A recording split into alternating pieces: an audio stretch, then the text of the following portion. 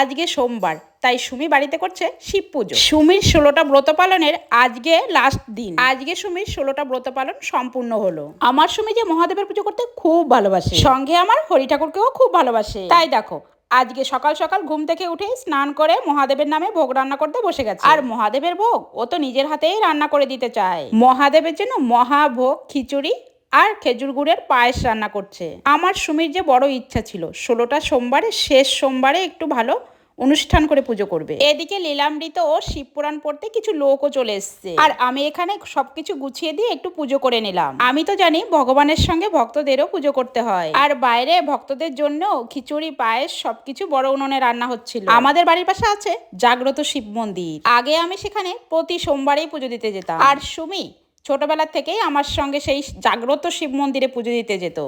এত ছোট থাকতে আমার সুমি মহাদেবের পুজো করতো যে তখন উপোস থাকতেই ওর কষ্ট হতো, কিন্তু তবুও ওকে কোনো খাবার বা কোনো কিছু খেতে বললেও খেত না।